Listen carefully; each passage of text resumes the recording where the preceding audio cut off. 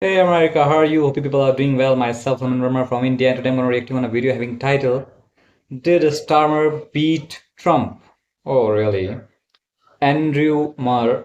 So this is the video of channel named The New Statement. So to subscribe this channel and subscribe me to hit the bell icon for more updates. Follow me on Insta and Facebook. The links are given in the description box.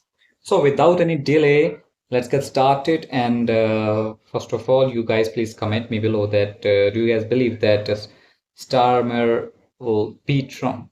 So let's get started. Prime Minister Keir Starmer had his first official meeting with the returning US President Donald Trump. All eyes were on the Oval Office to see whether Starmer would make progress on talks over Ukraine or Trump would throw in an explosive accusation or two. Now, we received lots of questions from you before that meeting took place. John Sharman asked, can Starmer come out of this meeting without losing face? Andrew, did he? Short answer, yes. I think it's very important that we come on the other hand, the howevers, the buts, and the neverthelesses in due course. But the basic story is that he had to come out of this meeting with signs that we were going to avoid American tariffs, and he's done that. The words are quite warm. We haven't got the details. This new UK-US trade agreement, which surprised everybody, is going to be a relatively limited one, and we need to see the details. But on that, thumbs up. He had to avoid being humiliated over the Chagos Islands deal. Many people, particularly on the right, assumed that Trump would just squash this and dismiss it and be quite caustic about it, and they were looking forward very much to that. And in fact, they got exactly the opposite from Trump. So a lot of work by the Foreign Office paying off there. And then finally, of course, the most important issue of all is Zelensky. Again, the words were better than we could have expected. He did not commit, of course, to American troops inside Ukraine or to Ukraine joining NATO. Nobody expected that. But he did use the word that Keir Starmer has been using now for days and weeks, backstop. And he made it clear that some kind of commercial deal. I have always thought to get Trump's people into Ukraine towards the east, near the front line, looking for minerals, digging for minerals, stuff that Trump now believes is his and America's, is a very, very effective tripwire. Putin does not want to kind of move his troops across stuff that Trump now thinks is effectively American. So I think on that, we've made very, very significant progress.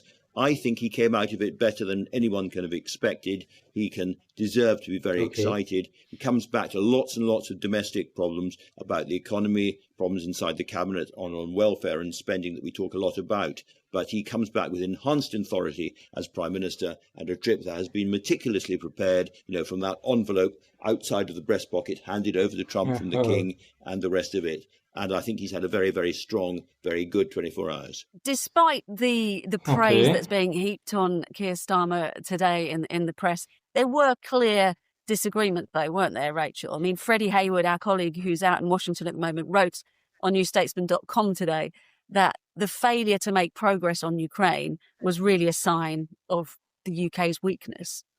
Yeah, Freddie's piece is really interesting because he kind of goes underneath some of those triumphant front pages that we saw this morning. And the key thing, as Andrew said there at the end, is what was the main point of this visit? The context was Ukraine and whether the US would contribute any kind of backstop to prevent further Russian aggression.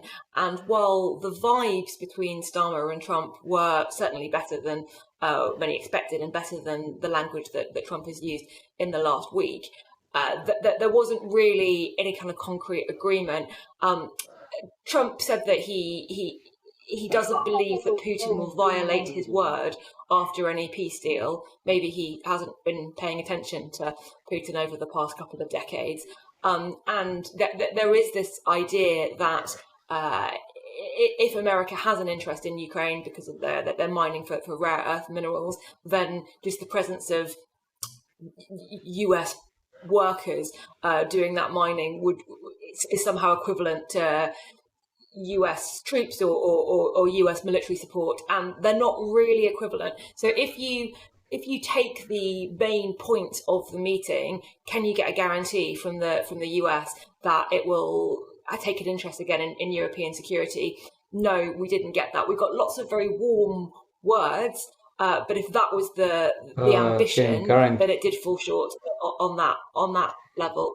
Although I think the other stuff is obviously very important too. And I think the point about this meeting was there are so many risks, so many landmines, so many potential ways in which Starmer could seem humiliated or caught off guard. So to have managed to make it through the meeting without any of that happening, that is in itself a success.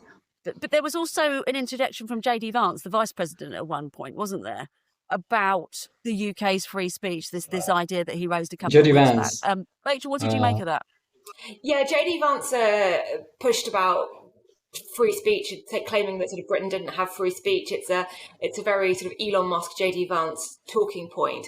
And actually Starmer did correct him and say that he was very proud of the UK's record on free speech. It wasn't quite as gracefully done, I don't think, as when Emmanuel Macron sort of put his hand on Trump and corrected him about whether European nations that have given aid to Ukraine were sort of getting that money back. So the intervention and the correction wasn't done with quite as much charm and style, but Starmer did counter J.D. Vance, who didn't look all that happy about it, to be honest.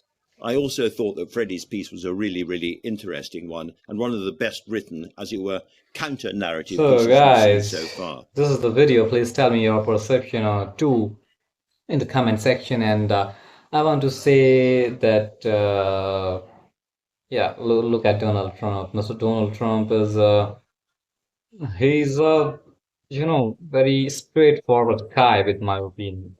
And please tell me, do you guys believe that Starmer will beat Donald Trump?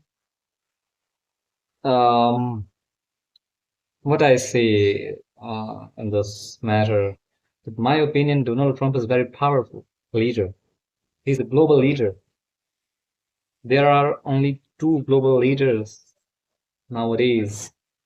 First is Mr. Narendra Modi, and second, Mr. Donald J. Trump. So, what is your take on this video? So please tell me in the comment section. And that's all for today's video. Please subscribe to my channel, and please tell me on which video you want me to react. So give me suggestions and suggest me content on Instagram and DM me. I will definitely reply to you people. So without any delay, I will meet you in the next video. Till then, take care. Bye bye. It's me, Marr from India, signing off.